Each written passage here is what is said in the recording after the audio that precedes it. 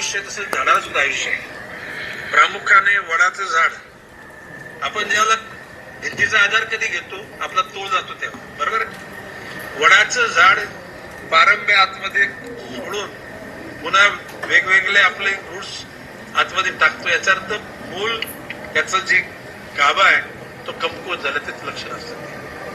आणि अशा प्रकारची झाडं शोधा, अशापर्यंत निर्देश दिलेत. पावसाळ्यात झाड पडून दुर्घटना होणार नाही, प्रशासनाला निर्देश. कुणाचे? लोकनेते आदरणीय पालघर जिल्ह्याचे पालकमंत्री वनमंत्री गणेश नाईक साहेब हे सांगतायत झाड पडून दुर्घटना होणार नाही. दुर्घटना म्हणजे काय? जीवितहानीच फक्त. लोकांच्या गाड्यांचा चक्काचूर झालाय, लोकांचे छोटे मोठे अपघात झालेत. पावसाळ्यापूर्वी मंत्र्यांनी निर्देश देऊन सुद्धा प्रशासन हालत नाही. मग सत्ताधारी नेमलेत कशाला? आम्ही निवडून कशाला दिलेत नवी मुंबईकरांनी? 3 घटना घडत आहेत. म्हणजे ऐरोली हॉस्पिटलमधली ती घटना, आमची भगिनी सोनम डोंगरे हिचं निधन होतंय, तिचं बाळ दगावलं जातंय. LPच्या खाली 2 मुलींना विजेचा धक्क्याने त्या हॉस्पिटलला ॲडमिट होत आहेत. या दोनही घटनांमध्ये प्रशासन, इथले सत्ताधारी आणि दुर्दैवाने इतके असंवेदनशील आमदार आणि खासदार, अजूनही हे दोनही आमदार, ज्यात आदरणीय गणेश नाईक साहेब आहेत, मंदाताई म्हात्रे आहेत, ठाणे लोकसभेचे खासदार नरेश मस्के साहेब आहेत, जे ठाण्यात वाया वाटपात बिझी आहेत, पण त्यांना या कुटुंबाला जाऊन भेटायला वेळ नाही. फोनवर या कुटुंबाची चौकशी करायला वेळ नाही, फोन करून हॉस्पिटलमध्ये जायला वेळ नाही. आणि सगळ्यात असंवेदनशीलतेचा कळस काय असेल तर 17 ते 18 दिवसांपूर्वी नवी मुंबई महानगरपालिकेच्या एका घंटा गाडीमुळे 2 मुलांना उडवलं जातं. गंभीररित्या ते जखमी आहेत. अपोलो हॉस्पिटलमध्ये श्रेया फिरके आणि सोहम गोळतकर, ज्याला सोहमला 13 दिवसांनी डिस्चार्ज मिळाला, श्रेया फिरके अजूनही ॲडमिट आहे. ही घटना कुणाच्याही लक्षात आलेली नाही, ती मीडियात आली नाही, म्हणून नवी मुंबई महानगरपालिकेचा एकही वरिष्ठ अधिकारी तिथे साधा फिरकला सुद्धा नाही. त्या दिवशी अभिजित देसाई, मी, सविनय म्हात्रे, आम्ही, सचिन वगैरे, गोणेसाहेब, आम्ही सगळे गेल्यानंतर आम्ही तिथून उपायुक्त डॉक्टर अजय गडदे यांना फोन केल्यानंतर मग अजय गडदे तिथे येतात आणि भेटतात. बरं, आम्ही जाईपर्यंत संबंधित त्या मुलीचं 21 लाख रुपये बिल झालेलं आहे अपोलो हॉस्पिटलला. 21 लाख रुपये. त्या 21 लाखामधले 4 लाख त्या मुलीचं इन्शुरन्स होतं, 5 लाख त्या पालकाने जमा केले, 5 ते 7 लाख, आणि 7,20,000चं अपोलो हॉस्पिटलमध्ये एजंट आहे लोन द्यायला, मेडिकल लोन द्यायला. हे दुर्दैव आहे. 7,20,000चं तिच्या वडिलांनी, म्हणजे निलेश फिरके यांनी, श्रेया फिरकेचे वडील यांनी 7,20,000चं एका एजंटकडून मेडिकल लोन काढलं, कारण तिचं तोपर्यंत ऑपरेशन केलं जात नव्हतं, जे काय 3, 4, 5 ऑपरेशन्स पार पडले.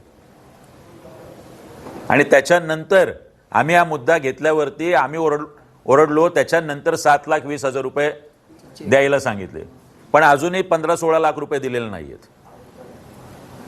तुमचा रोड इन्शुरन्स असतो, सगळ्या गोष्टी असतात. अरे तुम्ही पे करा, नंतर ती केस होईल, नंतर त्याच्यातून तुम्ही डिटेक्ट करा. हे सगळ्या गोष्टींचे पर्याय असताना अजय गडदे, महापालिकेचे आयुक्त, इथले सत्ताधारी, बरे या ठिकाणी तरी दोन्ही आमदार गेलेत का?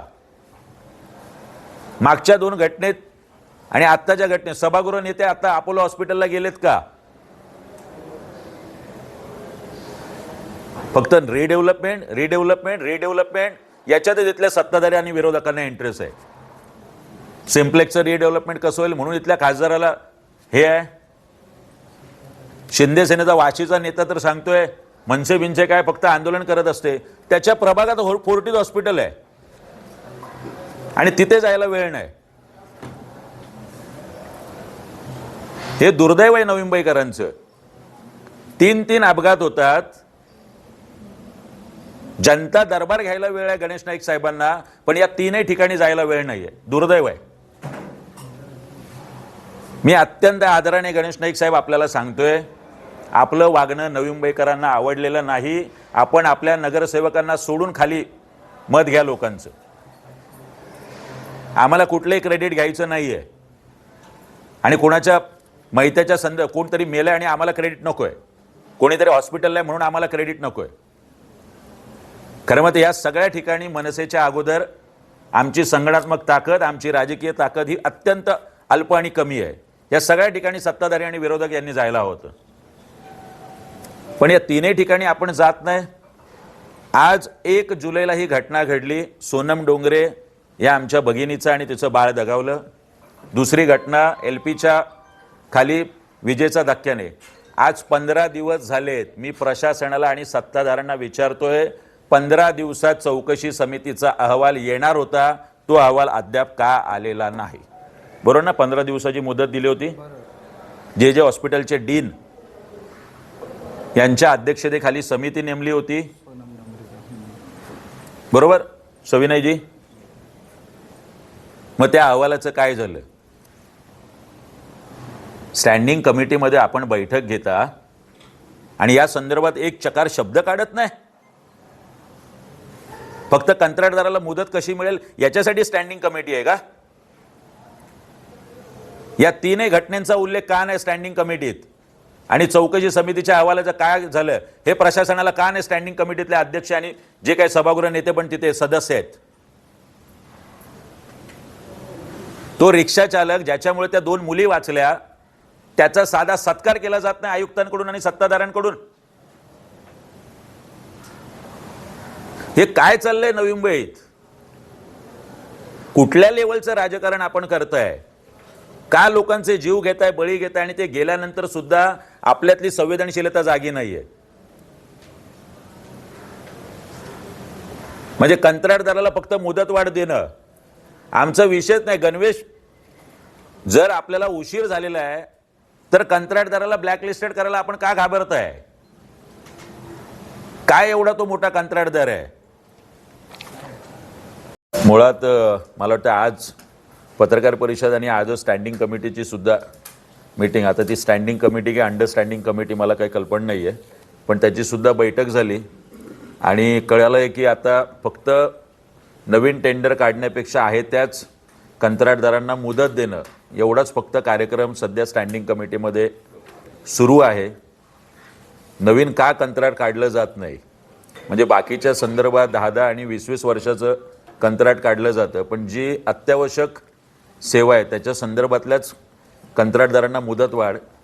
आपण बघितलं असेल मागे सुद्धा मफतलाल नावाचा जो कंत्राटदार आहे त्याला गणवेश वाटपाचं असंच कंत्राटाची मुदतवाढ करण्यात आली होती. ज्या मफतलालकडून मागच्या 2 वर्षामध्ये सातत्याने 150 ते 210 दिवस अशा पद्धतीने उशीर करून सुद्धा आणि शाळा सुरू होऊन 2-2, 3-3, 6-6 महिने झाले तरीसुद्धा मुलांना गणवेश मिळालेले नव्हते. मला आठवतंय आमचे अभिजित देसाईंनी हा मुद्दा महासभेत घेतला होता. 15 जूनला मला वाटतं शाळा सुरू झाल्या आणि त्यावेळी सांगण्यात आलं होतं की 15 जुलैपर्यंत, उशिरात उशीर 15 जुलैपर्यंत नवी मुंबई महानगरपालिकेतल्या सर्व शाळांमधल्या सर्व विद्यार्थ्यांना गणवेश मिळतील. आज आम्ही बरोबर 17 जुलैला, आज ही पत्रकार परिषद पार पडते. 15 जुलै होऊन 2 दिवस झालेले आहे. अजूनही नवी मुंबई महानगरपालिकेच्या सर्व शाळांमधल्या विद्यार्थ्यांना गणवेश मिळालेले नाहीत. 10% सुद्धा नाहीत. बरोबर ना? आमच्या विद्यार्थी सेनेची जी माहिती आहे 10% सुद्धा विद्यार्थ्यांना अजून गणवेश मिळालेले नाहीत. या पत्रकार परिषदेच्या माध्यमातून आम्ही सत्ताधारी आणि प्रशासनाला प्रश्न विचारू इच्छितोय की आपण या संदर्भात मफतलाल नावाचा जो लाडका कंत्राटदार आहे सत्ताधाऱ्यांचा, त्याच्यावरती आपण काय कारवाई करणार आहात? कारण मागच्या 2 वर्षात त्याने उशिरासुद्धा गणवेश देऊन त्याच्यावर कुठलीही दंडात्मक कारवाई नवी मुंबई महानगरपालिकेने केलेली नाही. कुठलीही कायदेशीर कारवाई गुन्हा दाखल करण्याचं नवी मुंबई महानगरपालिकेने केलेलं नाही. त्याला ब्लॅकलिस्टेड करायला हवं होतं, ते महानगरपालिकेने केलेलं नाही. म्हणजे ह्या तीनही स्वरूपातली कुठलीही कारवाई झालेली नाही. नवी मुंबई महानगरपालिकेचे सत्ताधारी जे गेले 25 वर्षही इथेच होते, त्याचवेळी हीच परिस्थिती होती. आणि आता जानेवारीला नवीन येऊनसुद्धा इथे प्रशासन 5 वर्ष होतं, आता सत्ताधारी आलेले आहेत, तरीसुद्धा जर हीच परिस्थिती असेल तर यांच्यापेक्षा प्रशासनातले बरे की काय अशी परिस्थिती मला वाटते आता येत आलेली आहे. महासभेमध्ये आमचे नगरसेवक हा प्रश्न विचारतीलच, पण आम्ही आज पत्रकार परिषदेतून हा प्रश्न परत एकदा अधोरेखित करतोय की आमच्या विद्यार्थ्यांना गणवेश कधी मिळणार आहात. म्हणजे जे इथले सत्ताधारी सभागृह नेते नाकाने कांदे सोलत होते की 15 जुलैपर्यंत मिळतील, तर काय झालं आहे? त्याच पद्धतीचा कार्यक्रम त्यांच्या अत्यंत अशा सुप्रसिद्ध घोषणेने झालेला आहे. मला आजचेच अपडेट आहे की नवी मुंबई महानगरपालिकेतल्या सर्व शाळांमध्ये पहिलीपासून सरसकट इंग्रजी. आजचे अपडेट आहेत 57 शाळांमध्ये 128 विद्यार्थ्यांनी फक्त प्रवेश घेतलेले. याचा अर्थ तुम्ही सभागृहामध्ये बोंबा मारून पालकांचा प्रतिसाद आहे म्हणून सरसकट लोकांचा विरोध असून, नवी मुंबईकरांचा विरोध असून, महाराष्ट्र नवनिर्माण सेनेचा विरोध असून सरसकट इंग्रजी माध्यम पहिलीपासून आणण्याचा जो घाट घातला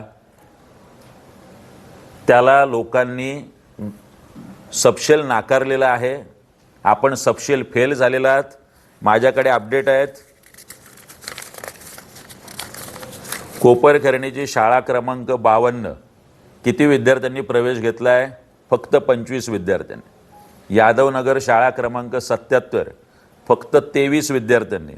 शिरवणे शाळा ती मला वाटतं माजी महापौरांच्या इथलीच 20 विद्यार्थ्यांनी प्रवेश घेतला आहे. गणसोलीतल्या शाळेने 18 विद्यार्थ्यांनी प्रवेश घेतला आहे.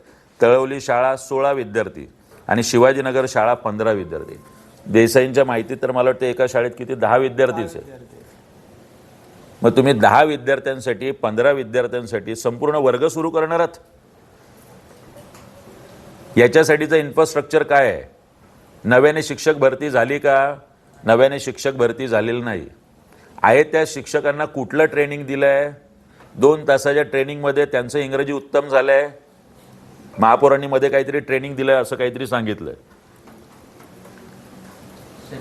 या सभागृहाचे सभागृह नेते यांनी आता सोमवारी होणाऱ्या महासभेत नाक घासून नवी मुंबईकरांची माफी मागितली पाहिजे. एकाच बाजूला तुमच्या NMT बसेसच्या याला आगी लागत आहेत, इलेक्ट्रिक बसेसला, ज्या बसेस ऑलरेडी 7-7, 8-8 दिवस डेपोमध्ये आहेत.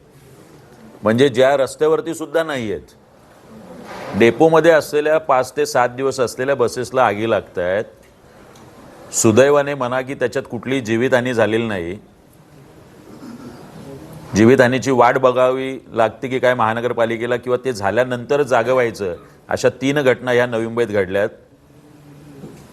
दुसऱ्या बाजूला आम्ही सांगतोय की शाळांचं फायर ऑडिट झालेलं नाही आहे.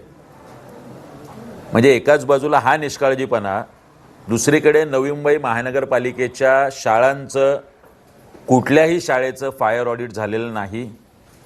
फायरच्या संदर्भातली जी साधनसामुग्री शाळेमध्ये असावी लागते ती तिथे नाही. म्हणजे आत्ताच आपण बघतोय ज्या पद्धतीच्या आगी बाहेरच्या राज्यांमध्ये क्लासेसला वगैरे लागत आहेत, तरीसुद्धा नवी मुंबई म्हणजे आमच्या विद्यार्थी सेनेने संदेश डोंगरेंनी हे पत्र दिलं होतं की नवी मुंबईतल्या सर्व खाजगी क्लासेस यांचं सुद्धा फायर ऑडिट झालं की नाही बघावं. यांनी काय काय अतिक्रमणे केली. म्हणजे रेसिडेन्शियलमध्ये हे प्रायव्हेट क्लासेस चालत आहेत. आज आपण घटना बघतोय, महेश ट्युटोरियल्स अचानक बंद झाला आणि सगळ्या विद्यार्थी रस्त्यावरती आले. त्यांचं शैक्षणिक नुकसान झालं आहे, त्यांचं आर्थिक नुकसान झालं आहे. म्हणजे महानगरपालिका स्वतःचं फायर डिपार्टमेंट असून स्वतःच्या महानगरपालिका शाळांचं ऑडिट झालेलं नाही. मात्र 15 जूनपासून शाळा सुरू झाल्या आहेत. म्हणजे भविष्यात जर कुठे काय आग लागली, ती मुलं होरपळली त्या आगीत, त्या मुलांचं कुणाची जीवितहानी झाली, तर याला महापालिकेचे महापौर, महापालिकेचे आयुक्त याची जबाबदारी घेणार आहेत का?